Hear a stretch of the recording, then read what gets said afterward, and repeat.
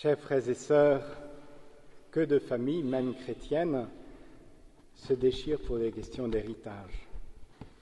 Alors, dans l'évangile de ce jour, Jésus appuie sur un point sensible, mais comme un docteur, s'il appuie, ce n'est pas pour nous faire mal, mais pour nous soigner. Alors, il nous est bon d'entendre cet évangile dans un monde très matérialiste dans lequel nous baignons. Juste un petit exemple. Une maîtresse avait demandé à ses élèves d'apporter 3 objets pour dire ce qui les passionnait dans la vie. Et sur la classe, presque tous ont apporté un billet de banque. Il n'y en a que 5 qui avaient apporté autre chose. Heureusement qu'il y en avait quand même quelques-uns. Mais dans l'Évangile, ce qui pose problème, ce n'est pas les biens en tant que tels, mais plutôt l'attitude qu'ils entraînent en nous si nous n'y prenons pas garde. Parce qu'à un certain moment, c'est l'argent qui détermine nos attitudes et qui devient un maître, et nous ses esclaves. Alors, dans l'évangile de Jésus, donc il y aura 3 parties, cet évangile nous aide à réaffirmer 3 priorités. La priorité d'abord de Dieu sur l'argent, la priorité du ciel sur la terre, et la priorité, on pourrait dire, de l'altruisme par rapport à l'égoïsme ou l'égocentrisme. Donc, première priorité, qu'est-ce qui est premier, Dieu ou l'argent ?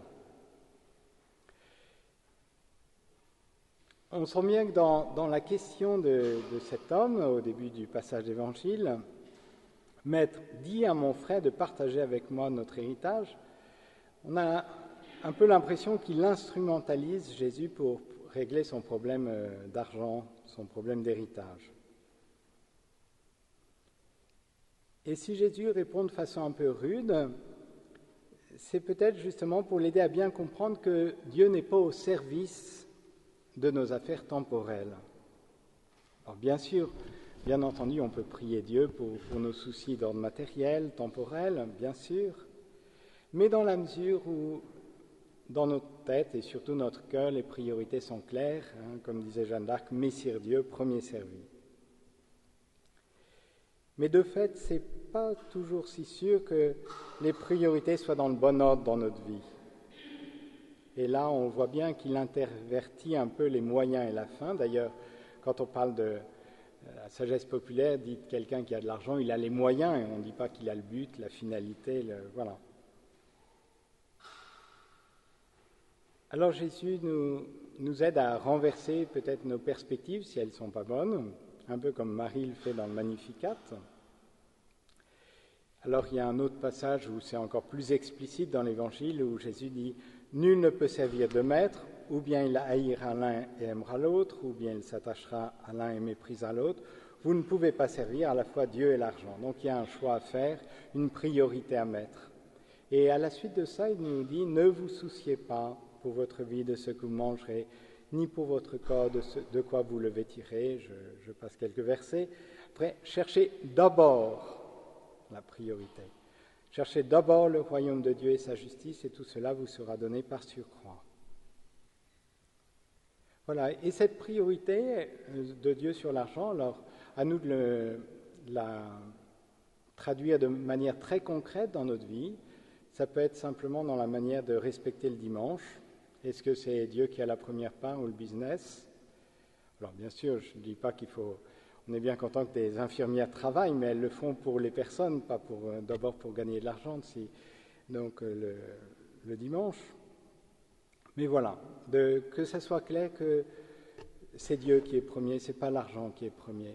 Où on voit dans le monde actuel où l'homme est sacrifié sur l'autel de la finance, voilà, et le pape François en parle fréquemment. Voilà, donc première chose, première priorité, Dieu et non pas l'argent.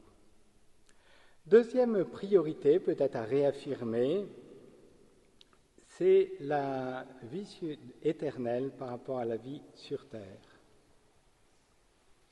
Quelquefois, il nous arrive d'investir beaucoup de force dans des choses qui ne valent pas la peine, beaucoup de force, de temps, d'argent, et la première lecture, vanité des vanités, au bout du compte, on se dit pourquoi avoir tant investi pour des choses qui n'en valaient pas la peine ou qui n'étaient pas durables, qui n'étaient pas éternelles. Et ce brave homme de la parabole, quelque part, il a un peu oublié le sens de sa vie. Il pensait amasser ses biens et puis vivre tranquille, mais jouir de la vie. Repose-toi, mange, bois, jouis de l'existence. Son horizon était tout à fait horizontal. Et la deuxième lecture nous aide de ce point de vue-là, puisque saint Paul nous parle des réalités d'en haut. Je ne sais pas dans votre esprit qu'est-ce que ça veut dire, ces réalités d'en haut. Heureusement, alors ce n'est pas dans le passage aujourd'hui, il faut aller quelques versets en dessous, mais saint Paul nous explique vraiment ces réalités d'en haut. C'est pas tellement des choses, c'est plutôt des manières d'être, des manières d'agir, de vivre. C'est la bienveillance, l'humilité, la douceur, la patience, le pardon mutuel. Et les réalités d'en bas, c'est ce dont il parle, la débauche, l'impureté, la passion, la cupidité, la convoitise. On voit donc qu'il y a deux manières de vivre, une manière de vivre avec des manières qui sont illuminées par l'amour, donc qui nous rend bienveillants, humbles, doux, patients et prêts au pardon, et puis des manières peut-être qui sont plus centrées sur la satisfaction de nos besoins immédiats. Donc la cupidité, la débauche, l'impureté, etc. Et le psaume que nous avons entendu nous aide aussi à vivre de cette sagesse. Apprends-nous à la vraie mesure de nos jours. Et après, rassasie-nous de ton amour au matin, que nous passions nos jours dans la joie et les chants. C'est ça la réalité d'en haut par excellence, c'est l'amour de Dieu, parce que seul l'amour peut combler totalement notre vie. Voilà, donc première priorité, c'est Dieu qui a la priorité sur l'argent. Deuxième priorité, les choses, entre guillemets, éternelles par rapport aux choses terrestres. Troisième priorité, c'est vivre pour les autres au lieu de vivre pour soi. On voit bien que cet homme, finalement, il est pris un peu au piège de son argent.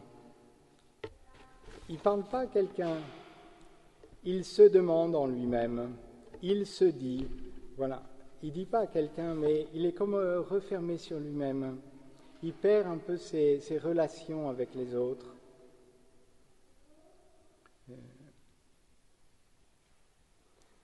Et on voit bien que justement dans la dispute entre ces deux frères à propos de l'héritage, leur attention est tellement captivée parce qu'il peut-être il a eu plus que moi, etc., que finalement leur relation en sort altérée. Alors bien sûr, il faut une justice aussi, mais quelquefois l'argent prend le pas justement sur la relation avec les autres. On voit d'ailleurs un peu plus loin, je crois, dans l'Évangile, c'est au chapitre 16 de Saint Luc, quel est le motif qui fait louer l'intendant malhonnête? C'est que finalement, il s'est servi de l'argent pour se faire des amis. Voilà, l'argent qui redevient au service de la relation avec les autres. En tout cas, donc, cette troisième priorité, c'est pour la priorité de la relation avec les autres au fait de se contenter soi-même. C'est une clé du bonheur. Il y a une phrase du Concile que Jean-Paul II aimait bien répéter. C'est la personne ne se trouve elle-même, ou ne trouve le bonheur, que dans le don désintéressé d'elle-même. Alors voilà, c'est cette troisième priorité où on n'amasse pas pour soi-même, mais on vise à être riche aux yeux de Dieu et où on partage avec les autres. Voilà, alors en conclusion, peut-être reprendre un petit peu dans notre esprit, très concrètement dans notre vie, où on en est de ses priorités, sachant que, comme le disait le pape François, la vraie richesse, c'est l'amour de Dieu partagé avec nos frères. C'est ça la plus grande richesse de l'homme, c'est son cœur finalement. Alors demandons à la Vierge Marie de nous aider justement à être attentifs à ces valeurs du cœur, on pourrait dire, plus qu'aux valeurs sonnantes et trébuchantes qui nous font justement trébucher. Amen.